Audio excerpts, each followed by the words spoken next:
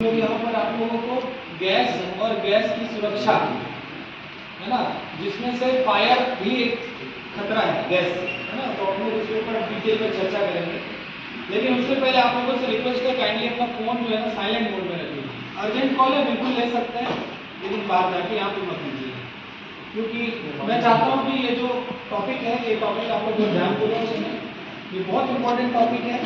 ठीक है, गैस वास्तविकता में गैस क्या है, तो बता सकते हैं गैस किसको बोलते हैं? गैस किसको बोलते हैं? आप लोग स्कूल में 5वीं 6वीं क्लास में पढ़े होंगे पदार्थ की अवस्था, पढ़े हो? हिंदी में विज्ञान की पुस्तक होती थी, जो हिंदी भाषा में पदार्थ की अवस्था और अंग्रेजी माध्यम वाले स्टेट ऑफ मैटर्स है ना, पढ़े होंगे। पदार्थ की 3 अवस्था होती है, कौन कौन सी? ठोस, द्रव और गैस। Very good. तो ठोस, द्रव और गैस मतलब तीसरी अवस्था है गैस। क्या आप लोगों ने गैस को देखा है कभी कि नहीं देखा है? कोई व्यक्ति गैस नहीं देखे, लेकिन मैं आप लोगों को कहता हूं कि आप लोग वो तीसरी अवस्था जरूर देखें।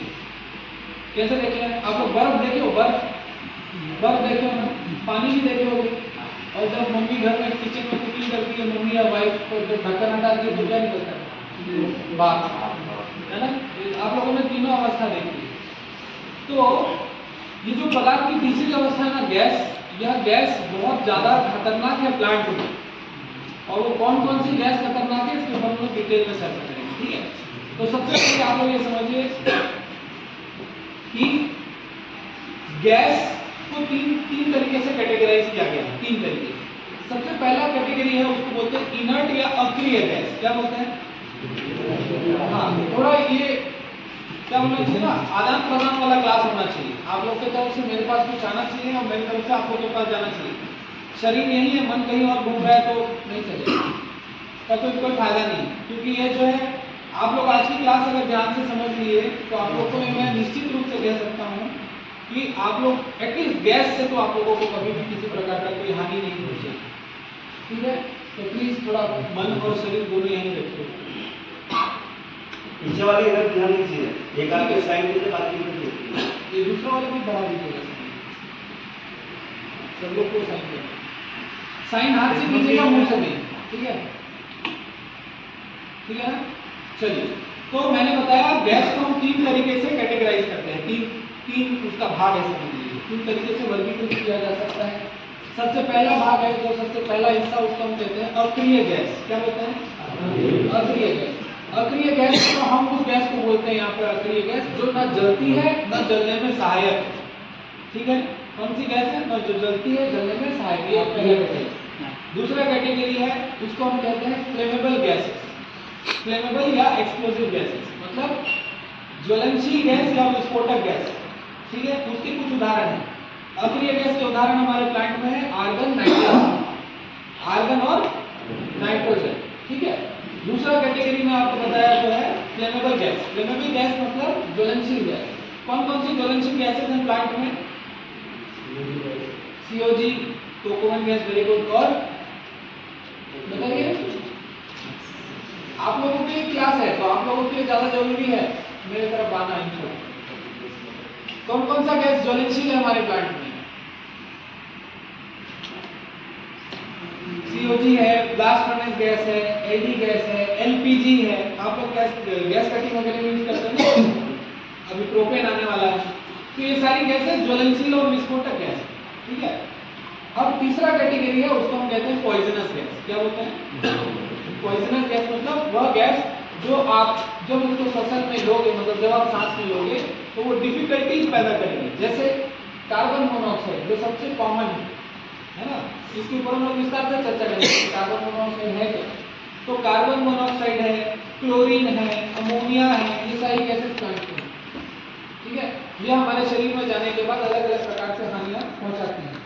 ठीक है, तो बहुत सारी ऐसी गैसेस हैं जिसका ना कोई खुशबू है, ना कोई रंग है, ना कोई पहचान, कोई स्वाद, कुछ नहीं। आप उसको पहचानोगे कैसे? तो यहाँ पे एक सवाल उठता है कि गैस सेफ्टी क्यों अनिवार्य है, क्यों जरूरी है गैस सेफ्टी? आप लोगों को जानना। आप लोग दुनिया भर का सेफ्टी देखते हैं। सेफ्टी बोलने से आप लोगों के दिमाग में होगा हेलमेट, जूता, सेफ्टी बेल्ट, यही होता है सेफ्टी, है ना। कितने लोग मानते हैं सेफ्टी है? हेलमेट, जूता और फुल बॉडी हार्नेस, दस्ताना, ये सारी चीजें सेफ्टी है। कितने लोग मानते हो सेफ्टी का एक वो यही सेफ्टी है, इसके अलावा कोई सेफ्टी नहीं है? इसके अलावा बहुत सारी सेफ्टी है ना? तो सबसे पहला सवाल जिसका जवाब ही हमको आज का टॉपिक अच्छे से समझाएगा, तो वो सवाल है कि गैस सेफ्टी क्यों अनिवार्य है, क्यों जरूरी है जानना गैस सेफ्टी, उसके ऊपर आज हम चर्चा करेंगे। ठीक है, तो आप लोगों को उस दुश्मन के बारे में बताया जा रहा है।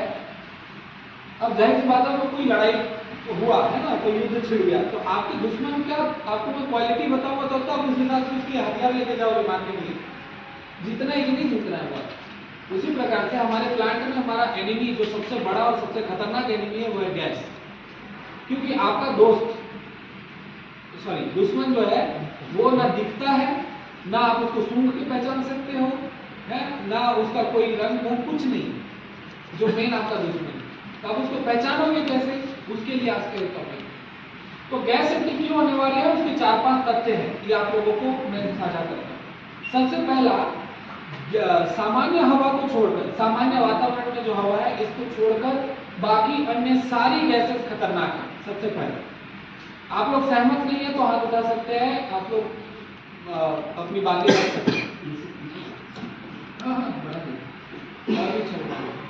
सामान्य हवा को छोड़कर बाकी सारी गैसेस खतरनाक है, आप लोग सहमत हैं? मैं आप लोगों को एक बोलता हूँ कि सामान्य हवा भी एक कंडीशन में खतरनाक है, बताइए कौन सा? सामान्य हवा भी एक ऐसा परिस्थिति है जिसमें सामान्य हवा भी खतरनाक है, बताइए।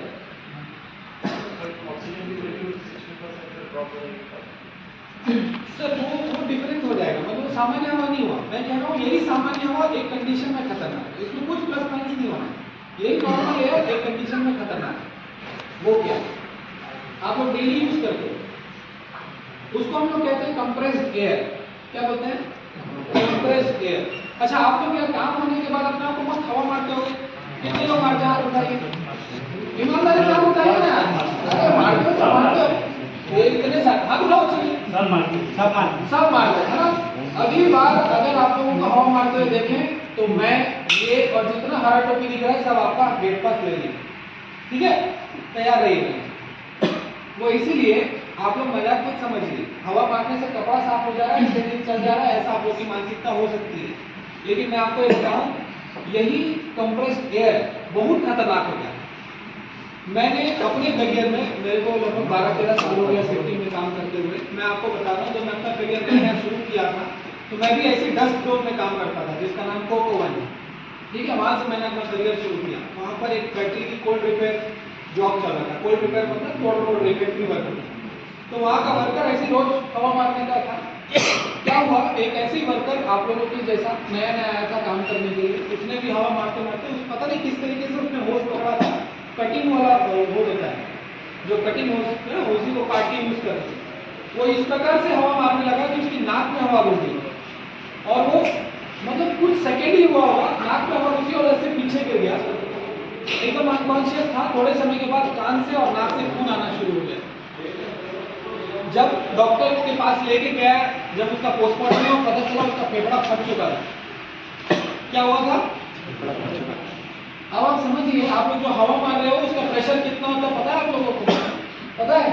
नहीं। लगभग 6 kg का प्रेशर होता है उसका, ठीक है? 6 kg का प्रेशर बहुत ज्यादा प्रेशर है। उस प्रेशर में एक तो हो गया आपके करने लिए, तो बहुत बड़ी बात होगी। अब छोटी बात कि हवा मारते समय वो लोहा का पाइप से हवा डिपार्टमेंट तक आया है ना? उस लोहे के पाइप के अंदर जंग भी तो लग सकता है, हवा में मॉइस्चर होता है ना, जंग लगता है। अब तो जब आप हवा मार रहे हो, वो हवा के साथ वो माइनर जंग का कण आपके बॉडी में घुसेगा, और एक बीमारी आप लोग सुने कि नहीं सुने, जिसके लिए टिटनेस का इंजेक्शन लगाते हो, उसका नाम क्या है? सेप्टिक। वो एक कैसे बोलते हैं बोलचाल की भाषा में, सेप्टिक बोलते हैं, सुने हो? उसके लिए आप लोग एंटीसेप्टिक क्रीम लगाते हो, उसके लिए टिटनेस का इंजेक्शन लगाते हो। वो सेप्टिक है क्या? बेसिकली वो बीमारी है सड़न, और उसका कोई इलाज नहीं। अगर आपकी उंगली में अगर यहाँ पे हुआ है वो सेप्टिक, उसको बचाने के लिए यहाँ से काट दिया जाता है, ठीक है? सोचिए उंगली में हुआ है, पूरा हाथ आपका चला गया, पूरा हथेली आपकी चली गई। तो प्लीज अपने शरीर और अपने जान के साथ खिलवाड़ मत कीजिए, आप अपने परिवार और ये एनएसएल के लिए बहुत कीमती है। आप लोगों से ये प्लांट चल रहा है, ठीक है। तो फिर पहला चीज है सामान्य। नाउ सेकंड, दूसरा क्या कि बहुत सारी ऐसी गैसेस हैं प्लांट में जिसका ना कोई टेस्ट है और ना कोई स्मेल है। क्या बोला? ना कोई रंग है ना कोई गंध। अभी आप लोग सभी लोग जोर से एक सांस लो, तो सांस लो और सांस छोड़ो। आप लोग का जो भी उम्र होगा 25 से लेकर 50 साल तक के लोग यहाँ लगभग होंगे, मैं ऐसा एज्यूम कर रहा हूँ, मान ले रहा हूँ, जो कि आप लोग का उम्र है। आप लोग बचपन से लेकर अभी तक सांस ले रहे हो सभी, है ना। आप लोग मेरे को बस इतना बताओ, ऑक्सीजन का क्या स्मेल है, नाइट्रोजन का क्या स्मेल है? नाइट्रोजन का कोई स्मेल है? आप लोग पढ़े हो ना स्कूल में, वातावरण में 78% नाइट्रोजन है ना, पढ़े हो? सबसे ज्यादा मात्रा में 21% ऑक्सीजन है ओनली। तो 78% जब नाइट्रोजन है तो उसका टेस्ट और स्मेल नहीं है ना? नहीं है ना? कि है कि नहीं है? टेस्ट नहीं है, लेकिन वो वातावरण में तो एग्जिस्ट करता है, आप नकार नहीं सकते कि नहीं है। अब यही वैल्यू जब 21% ऑक्सीजन और 78% नाइट्रोजन, जब ये वैल्यू इम्बैलेंस हो जाए ना, मतलब नाइट्रोजन बढ़ जाए 90% तक, ऑक्सीजन कम हो जाए 5%। मान लो आप जो भी कार्य, इस रूम में हम काम कर रहे हैं, कन्फाइंड एरिया है। कन्फाइंड एरिया समझते हो ना? कन्फाइंड स्पेस, कोई बंद स्थान, संकुचित स्थान। वहां के हवा में मान लीजिए 5% ऑक्सीजन है और 95% नाइट्रोजन है। पर्जिंग नाम का एक एक्टिविटी होता है, आप लोग के ध्यान में है ना? ये नाइट्रोजन रूम में भर गया किसी तरीके से 95% नाइट्रोजन। आपको पता है कितना टाइम लगेगा हमको बेहोश होने में? कोई गेस कर सकता है कितना टाइम लगेगा बेहोश होने में? सिर्फ 40 सेकेंड, वो भी बिना किसी सिम्टम्स के। विश्वास मानिए, कोई अभी जैसे नॉर्मल सांस ले रहे हो, बस सांस ले रहे हो, धड़ाम से गिर जाओगे विदाउट सिम्टम्स, 40 सेकेंड में कोमा में चले जाओगे। और यदि उस जगह से आपको 3 मिनट के अंदर नहीं रेस्क्यू किया गया तो मामला और गंभीर हो सकता है। मतलब नाइट्रोजन खतरनाक है, मतलब नाइट्रोजन खतरनाक है, समझे? अब दूसरी बात करते हैं कि बहुत सारी गैसेस फ्लेमेबल है, मैंने आपको बताया। बहुत सारी गैसेस जहरीली है, मैंने आपको बताया। बहुत सारी गैस का कोई टेस्ट और स्मेल नहीं है, मैंने आपको बताया। अब एक और चीज जो सबसे इम्पोर्टेंट है कि कुछ गैस है प्लांट में जो आपके शरीर में जाने के बाद कोई प्रायर सिम्टम्स नहीं देती है। प्रायर सिम्टम्स का मतलब प्रारंभिक लक्षण। जैसे कि आप लोग को बुखार आता है तो उसके लक्षण क्या है? शरीर गर्म होता है, कमजोरी महसूस होती है, मुंह कड़वा लगने लगता है ना, ये उस बुखार या उस बीमारी के लक्षण है, ठीक है, जिससे आप पता करते हो कि आपको बुखार है कि नहीं।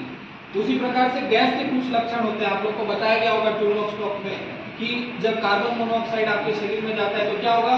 सिर दर्द होगा, चक्कर आएगा, उल्टी जैसा लगेगा वगैरह वगैरह, है ना, ये उसके लक्षण है। परंतु ऐसे बहुत सारी गैस है जिसमें से एक गैस है नाइट्रोजन, जो आपके शरीर में जाएगी तो आपको कोई लक्षण नहीं देगी, किसी प्रकार का कोई लक्षण। बहुत खतरनाक है ये।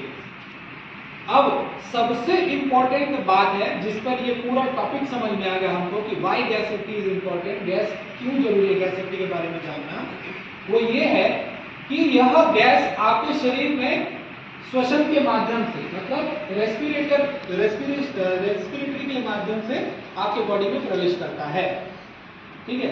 अभी मैं आप लोगों के पास चॉइस रखूं, कुछ चॉइसेस, जैसे कि किसी को साउथ इंडियन डिश पसंद है, किसी को चाइनीज डिश पसंद है, मैंने 2 प्लेट में रखा, सब अपने पसंद की चीजें खाएंगे, करेक्ट है ना?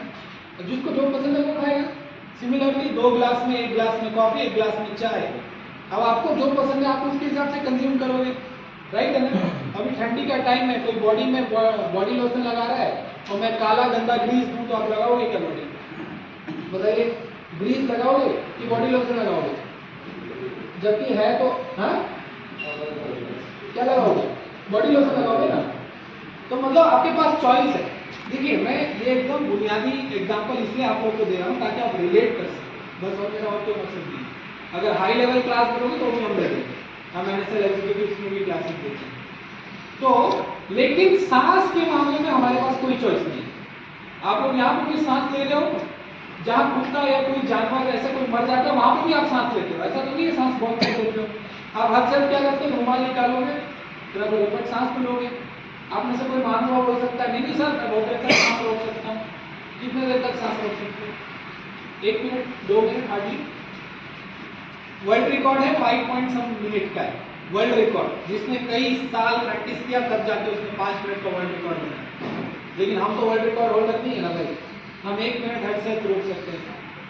तो मेरे कहने का मतलब है कि यह गैस या ये जो भी खतरनाक गैस है, ये आपके शरीर में ऐसे माध्यम से प्रवेश करती है जिसपे आप लोगों का कोई नियंत्रण नहीं है, नॉट आप लोग, मेरा भी, किसी का नियंत्रण नहीं है। इसीलिए गैस सुरक्षा के बारे में जानना बहुत जरूरी है। पॉइंट समझ में आ रहा है मैं क्या बोल रहा हूँ आप लोगों को? प्लीज समझ में आ रहा है तो हाँ ना कुछ तो भी बताओ, मैं कुछ लोगों को क्लासेस नहीं दे रहा। ना गैस के 3 खतरे होते हैं। गैस के मुख्यतः क्या, यही 3 खतरे होते हैं। सबसे पहला खतरा होता है, इसको हम कहते हैं सफोकेशन। क्या बोलते हैं? सफोकेशन। सफोकेशन को हिंदी में क्या कहते हैं? घुटन, दम घुटना जिसको बोलते हैं, ठीक है। दूसरा खतरा, इसको हम कहते हैं पॉइजनिंग। पॉइजनिंग का मतलब जहरीलापन। और तीसरा खतरा होता है, इसको हम कहते हैं फायर और एक्सप्लोजन, आग और विस्फोट, ठीक है। यही 3 खतरे गैस के होते हैं। तो जो सफोकेशन जो पहला खतरा है, वो खतरा हमेशा बंद स्थान, संकुचित स्थान में ही होता है। आप खुले वातावरण में कभी किसी को सफोकेशन नहीं होगा, समझिए। बंद स्थान, जैसे ये रूम है, चारों तरफ से बंद है ना, या फिर आपका ये पूरा शेड भी हो सकता है, सेंट्रल बिल्डिंग, ठीक है। आप किसी वेसल की सफाई करने के लिए गए, आप ईएसपी के अंदर गए, आप हो सकता है चिमनी के जो मेंटेनेंस का काम चल रहा हो वहां पे आपने गए, आईडी फ्रेम के आसपास कहीं पे, मैनुअल रूप में। ऐसे अनेक स्थान हो सकते हैं आपके प्लांट में, अंडरग्राउंड टनल्स हो सकते हैं, है ना। ऐसा स्थान जहां पर प्रॉपर आने जाने की व्यवस्था ना हो, एक ही रास्ता आने जाने का हो, प्रॉपर वेंटिलेशन ना हो, ये सब जगह कन्फाइंड स्पेस में कंसिडर किया जाता है। तो वहां पर ही हम जो है सफोकेशन का खतरा होने का संभावना है, ठीक है। सफोकेशन कब होता है? कारखाना अधिनियम 1948, जिसके नियम के तहत हम सभी काम कर रहे हैं, हम आपको ट्रेनिंग दे रहे हैं, आप प्लांट चला रहे हैं, सब उसी नियम के तहत काम होता है, ठीक है। उसके अनुसार 19.5 से 23.5% ऑक्सीजन अगर आपके कार्य क्षेत्र पर है तो आपके कार्य क्षेत्र पर इतना रेंज में ऑक्सीजन है तो आप 8 घंटा सुरक्षित कार्य कर सकते हैं। समझ गए कितना बताया मैंने आपको? 19.5 से 23.5% ऑक्सीजन सुरक्षित सीमा है कन्फाइंड स्पेस या जगह पर काम करने की। अभी हमारे वातावरण में 20.9% ऑक्सीजन है, मान लेते हैं हम कन्फाइंड स्पेस में काम कर रहे हैं या कर रहे हैं, तो यह मॉनिटर अगर आपके पास है, ये मल्टी डिटेक्टर है, ऐसा सिंगल सेंसर ऑक्सीजन डिटेक्टर भी है, शायद आप लोगों को दिया भी गया है ना। तो हम कभी भी ऐसे स्थान पर जाएं तो हमेशा ऐसे सब डिवाइस को लेकर जाएं ताकि आपको जान, क्योंकि सूंघ के तो पता नहीं कर पाओगे ऑक्सीजन कितना है कितना नहीं, तो ये डिवाइस आपको बताए। तो एक डेमो करके देखते हैं कि कैसे ऑक्सीजन कम होगा तो कैसे ये बचता है।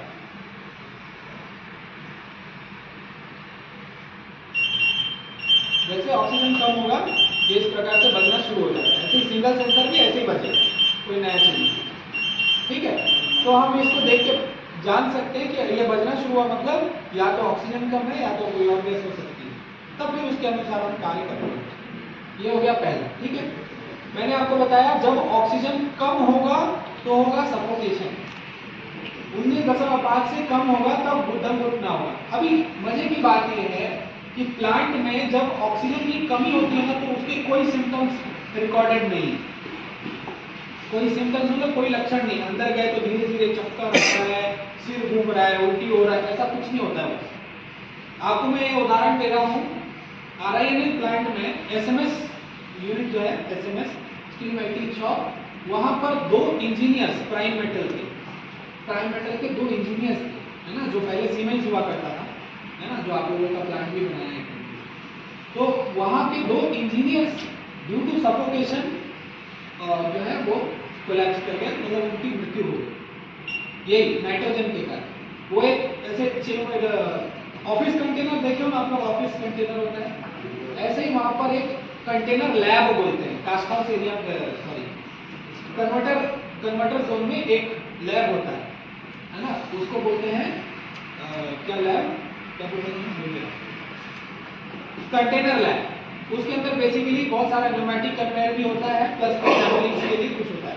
तो वहां पर किसी तरीके से नाइट्रोजन का लीक रह गया, सैटरडे का टाइम था, लीक हो गया, तो संडे के टाइम भी ड्यूटी आना था। संडे को मैन पावर कम रहता है ना, कुछ लोग ही आते हैं, तो उनमें से एक व्यक्ति विदाउट, अब उसको क्या सोचा, कभी रोज तो आने जाने का टाइम होता है, अगर रोज आते जाते कुछ तो हुआ नहीं है ना, तो वो संडे को भी चला गया, और नाइट्रोजन का वाल्व थोड़ा लीक रह गया था सैटरडे को, तो रात भर में थोड़ा करके उस कंटेनर में बहुत सारे नाइट्रोजन जमा हुए, और वो व्यक्ति जैसे ही उसके अंदर घुसा, उस कंटेनर लैब के अंदर, ऑटोमेटिक डोर होता है, डोर क्लोजर लगा होता है ना, जैसे अंदर घुसा वो डोर अपने आप बंद हो गया।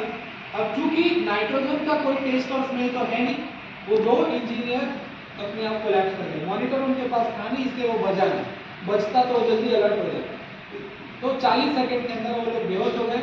तो उनके बाकी साथियों को जब पता चला ये लोग बहुत समय से आए नहीं है, तो उन्होंने जब गए, जब डोर ओपन किया, उनके पास मॉनिटर था, मॉनिटर बजना शुरू हो गया, जैसे तैसे उनको रेस्क्यू किया गया, हॉस्पिटल ले जाया गया, तब तक उनकी मृत्यु हो गई। कहने का मतलब है कि ऑक्सीजन की कमी कोई भी लक्षण प्लांट में स्पेशली या तो एकदम कम होता है या तो नॉर्मल रहता है। एकदम कमी आप जब पहाड़ों पर चढ़ने जाओगे ना, जब हिमालय फतेह करने जाओगे, तब आपको अलग अलग लेवल पे आप लोगों को सिम्टम्स मिल सकते हैं, सिर दर्द होना, चक्कर आने वगैरह, परंतु प्लांट में या तो एकदम कम होता है ऑक्सीजन या तो बराबर रहता है। बेसिकली नाइट्रोजन के ऊपर बात कर रहे हैं। ये हो गया कम होने की बात। 19.5 से अगर कम हुआ तो, ज्यादा हो गया तो क्या होगा, अगर 23 मैंने रेंज बताया है आपको, याद है ना क्या बताया मैंने रेंज, 19.5 से 23.5। 23.5 से ज्यादा हो गया तो क्या होगा, आप लोग सभी मोबाइल चलाते हो ना, स्मार्टफोन, आज के क्लास के बाद में, जी सर, आज के क्लास के बाद में आप लोग सब लोग यूट्यूब पे सर्च कीजिएगा, ऑक्सीजन जब ज्यादा हो जाएगा तो क्या होगा, है ना। आप उसमें देखेंगे कि एक व्यक्ति, हम खुद भी ऐसे चलने लगेंगे मानो हमारा शरीर में खून की जगह पेट्रोल बह रहा हो और शरीर में चमड़ी की जगह बारूद हो। अब आप इमेजिन कीजिए कि कैसा जलेगा बॉडी। ये मैं आपको कई कोई बात नहीं कर रहा हूँ, मैं अपने ही प्रीवियस कंपनी की बात बता रहा हूँ। मैं जहाँ से आया हूँ वो कंपनी सिरामिक टेक्नोलॉजी वाली कंपनी थी, वर्ल्ड वाइड काम करती थी। चाइना के साइड पे आप ही लोगों के जैसा एक वर्कर, जो चाइनीज वर्कर था, काम होने के बाद उसने हवा का लाइन है सोच के प्योर ऑक्सीजन लाइन से अपने आप को हवा मारा। प्योर ऑक्सीजन लाइन 99.9% प्योरिटी होती है ऑक्सीजन, ठीक है, उसने अपने आप को हवा मारा, तो उसकी पूरा शरीर जो है वो ऑक्सीजन से भर गया। बेसिकली उसके कपड़े का रेशा, सिर का बाल, कान, इंटरनल ऑर्गन, सब जगह ऑक्सीजन इनरिच हो गया, बढ़ गया, है ना। और वो था स्मोकर।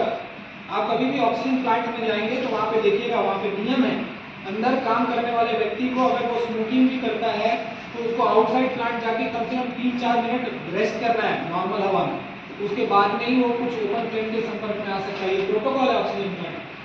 तो वो व्यक्ति तो खैर वो सब जानता नहीं था, हवा मारा उसने, ऑक्सीजन नहीं थी, गया, उसने जैसी सिगरेट जला उसका पूरा बॉडी, इंटरनल ऑर्गन सब स्पॉट डेथ।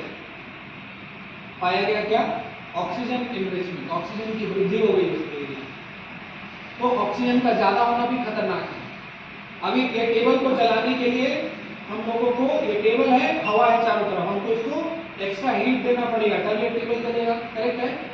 लेकिन ऑक्सीजन अधिक वाले वातावरण में पहुंच गया ना, तो इसको जलाने के लिए कई बार क्या होता है ना, वो आप लोग देखे स्वेटर वगैरह सब पहने हुए तो उतारते तो चर आवाज आती है, स्टैटिक करंट, हाँ, उतना ही काफी, उतना ही काफी। उसका कुछ है, आज तक कभी उससे जले क्या आप लोग, स्वेटर उतारते हुए कोई जल गया ऐसा कुछ सोचा है? लेकिन ऑक्सीजन अधिक क्षेत्र में आप लोग जाओगे तो वहाँ पर ये सब चीजें होता है। तो जब कभी आप लोग गैस कटिंग वेल्डिंग करते हैं, खासकर ऑक्सीजन सिलेंडर जब आप लोग उपयोग करते हो तो बहुत ध्यान रखें, ठीक है। ये हो गया सफोकेशन वाला। सफोकेशन से हम बच कैसे सकते हैं, सफोकेशन से हम बच सकते हैं कि अगर आपको कोई कन्फाइंड एरिया में काम करना है तो काम करने के पहले कन्फाइंड स्पेस परमिट लीजिए।